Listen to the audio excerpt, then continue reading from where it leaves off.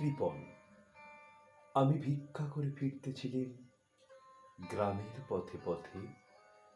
তুমি তখন চলেছিলে তোমার স্বর্ণরথে।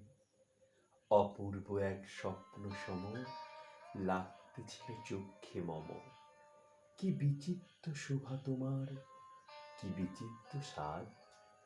আমি বলে ভাবতেছিলেন এ কোন মহারাজ। আজি শুভক্ষণে রাত পোহালো, ভেবেছিলেন তবে আজ আমার দ্বারে দ্বারে ফিরতে নাহি হবে। বাহির হতে নাহি হতে কাহার দেখা পেলেন পথে।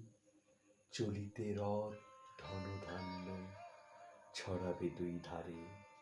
মুঠা মুঠা কুড়িয়ে নেব, নেব ভারে ভারে। দেখি সহসা রথ থেমে গেল আমার কাছে এসে। আমার মুখ পানে চেয়ে নামলে তুমি হেসে।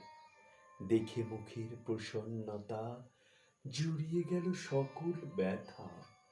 হেন কালে কিসের লাগি তুমি অকস্মাৎ আমায় কিছু দাও গো বলে বাড়িয়ে দিলে হাত।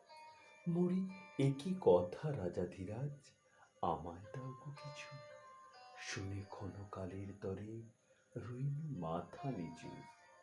তোমার কি বা অভাব আছে ভিখারি ভিক্ষুকের কাছে। এ কেবল কৌতুকের বশে আমায় প্রবঞ্চনা। ঝুলি হতে দিলেন তুলে একটি ছোট কণা।